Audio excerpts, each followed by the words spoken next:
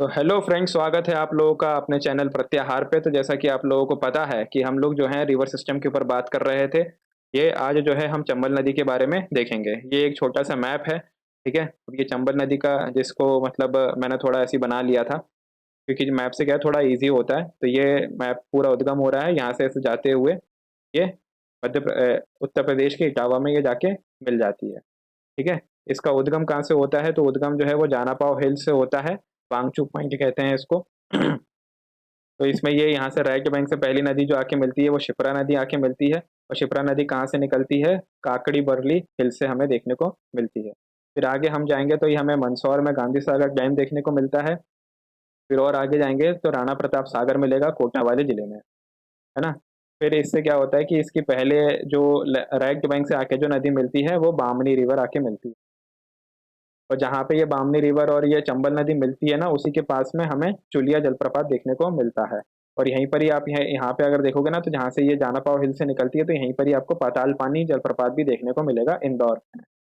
फिर ये आगे चलते हैं तो आगे आपको है ना जवाहर सागर डैम देखने को मिलेगा।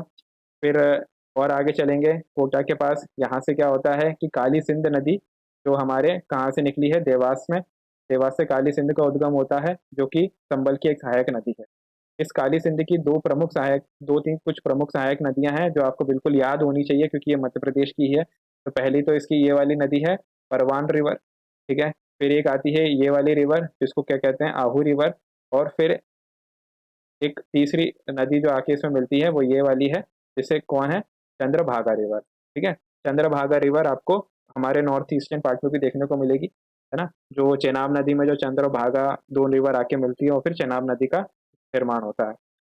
फिर हम ये और आगे जाएंगे ना, और आगे जाएंगे तो फिर ये यहाँ पे काली सिंध के बाद जो है पार्वती नदी मिलती है, ठीक है। पार्वती नदी भी मध्य प्रदेश से ही निकलती है, सीहोर के पास से। और पार्वती नदी के किनारे ही आपने देखा होगा चिंतामणि गणेश जी का मंदिर स्थित है। और ये आष्टा नगर भी जो है पार्वती नदी के किनारे ही स्थित है।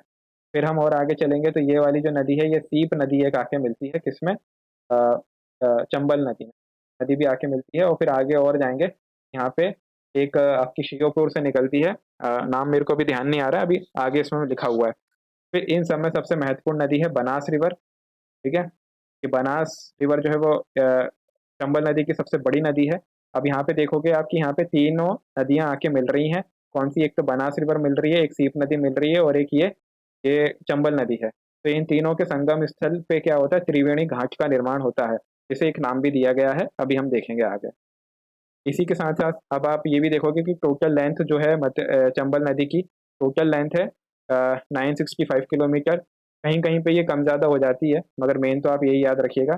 इसमें से 965 किलोमीटर में से मध्य प्रदेश और राजस्थान के बीच में ये 251 किलोमीटर की सीमा भी बनाता है, जिसमें नीमच वाला एरिया और ये श्योपुर भिंड मुरैना वाला एरिया भी शामिल शामिल है। कितना है? 251 किलोमीटर का, है ना।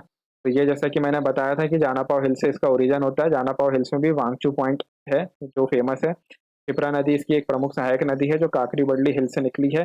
इसे मालवा की गंगा भी कहा जाता है, ठीक है।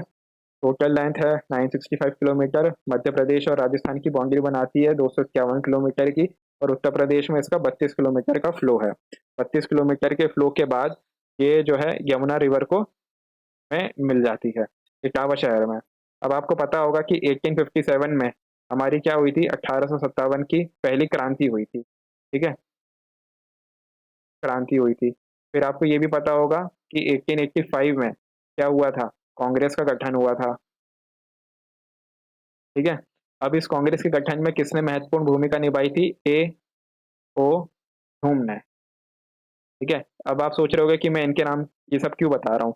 ये मैं इसलिए बता रहा हूँ क्योंकि जब 1857 की क्रांति हुई थी तो ए ओ ह्यूम जो है वो इटावा के ही कलेक्टर थे, या फिर इटावा के एक बड़े पद पे ये कार्यरत थे। कलेक्टर कह लो या फिर जो प्रशासनिक पद दूसरे जो होते हैं, पुलिस वगैरह जो होते हैं, उसमें ये सबसे बड़े पद पे थे। तो आप इसको याद रखिएगा, ठीक है। अब जैसा कि हमने देखा कि 965 किलोमीटर का इसका फ्लो है, जिसमें से 346 किलोमीटर जो है मध्य प्रदेश में इसका देखने को मिलता है फ्लो। एंशियंट नेम, पौराणिक नामों में अगर आप देखोगे तो चरमावती इसका नाम देखने को मिलता है, ठीक है। इसका जो वर्णन है कौन किसका, ये चंबल नदी का, ये हमें केशवदास की रसिक प्रिया में भी मिलता है और कालिदास की मेघदूत में भी शर्मावती के रूप में देखने को मिलता है। और इसी से फिर अंदाजा इसी से ये इम्पोर्टेंट हो जाता है। ये भी पूछ सकते हैं कि चंबल नदी का वर्णन कौन किस किसके लेखों में मिलता है या किसके लेख में मिला है, या कालिदास के किस ग्रंथ में चरमावती का वर्णन मिलता है, या केशवदास के किस ग्रंथ में चरमावती का वर्णन मिलता है। तो रसिक प्रिया और मेघदूत याद रखिएगा। ठीक है, फिर आगे चलते हैं कि फ्लो देखते हैं ये चंबल नदी का फ्लो कहाँ कहाँ पे है। तो यहाँ से देखोगे तो इंदौर, धार, उज्जैन, फिर रतलाम, नीमच। ठीक है, फिर नीमच के बाद जो है ये श्योपुर, भिंड, मुरैना में ये इसका फ्लो हो जाता है। नीमच थोड़ा देखिएगा कि नीमच हो भी सकता है कि ना भी हो, क्योंकि जैसे अगर आप ये देखोगे, सॉरी, ठीक है, ये अगर आप देखोगे एमपी का मैप है तो ये यहाँ से ऐसे फ्लो करते हुए ऐसे निकल जाती है। ठीक है, और ये यहाँ से, तो अब यहाँ पे अगर ये इंदौर आ रहा है, ये रतलाम आ रहा है, सॉरी ये धार आ रहा है, ये उज्जैन, रतलाम। अब यहाँ से नीमच तो यहाँ पे ऊपर आता है। ठीक है, तो जब मंदसौर से ही नहीं निकल रही है तो नीमच कैसे हो सकता है। ये नीमच वाला पोर्शन थोड़ा देख चेक करिएगा आप लोग भी खुद, बाकी ये तो कंफर्म है ही।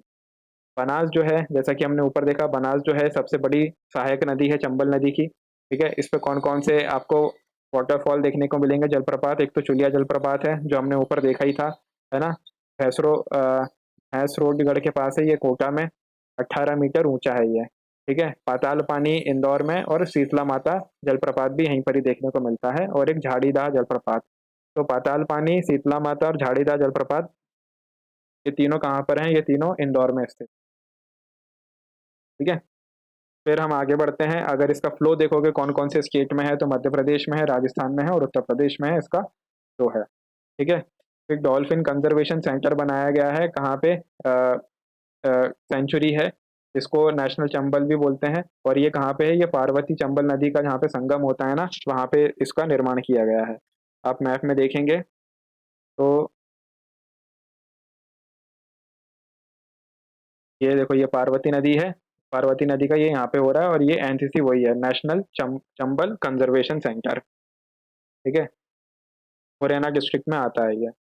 तो ये इसकी प्रमुख सहायक नदियां थी, सीप नदी, बनास नदी, चंबल नदी। ठीक है, जैसा कि ऊपर हमने देखा था कि ये तीनों मिलके एक त्रिवेणी का जहाँ पे ये मिलते हैं यहाँ पे वो त्रिवेणी घाट बनता है। बहुत फेमस ये घाट है त्रिवेणी घाट, और इसी घाट का नाम क्या रखा गया है, रामेश्वर घाट रखा गया है, जो कि राजस्थान में आता है। ठीक है, एमपी के संदर्भ में भी ये इंपॉर्टेंट हो जाता है, क्योंकि चंबल नदी एमपी की है ही, और सीप नदी का उद्गम भी चंबल नदी के पास से ही देखने को मिलता है। और फिर सीप नदी के पास ही बंजारा डैम का भी निर्माण किया गया है सीप नदी पर। फिर ये चंबल घड़ियाल जो है वो मुरैना में है। कूनो नदी शिव, हाँ, जो मैं बता रहा था ना कि एक शिवपुरी के दर से भी निकली है, वो कूनो नदी है, शिवपुरी पठार से इसका उद्गम है। और ये पालनपुर कूनो को क्रॉस करने के बाद चंबल चंबल नदी में मिलती है। सिवना नदी एक है जो कि मंदसौर में है। ठीक है, मतलब सिवना नदी के किनारे मंदसौर नगर बसा हुआ है, ये बहुत इंपॉर्टेंट फैक्ट है, इसको याद रखिएगा। और यहीं पर ही आपको कौन सा एक मंदिर भी मिलेगा, पशुपतिनाथ का मंदिर भी मिलेगा। ठीक है, तो ये दो चीजें बहुत इंपॉर्टेंट थी, इसको आप ये याद रखिएगा, चंबल नदी के बारे में था ये। तो चंबल नदी में हाल फिलहाल के लिए इतना ही है, मिलते हैं नेक्स्ट लेक्चर में, धन्यवाद।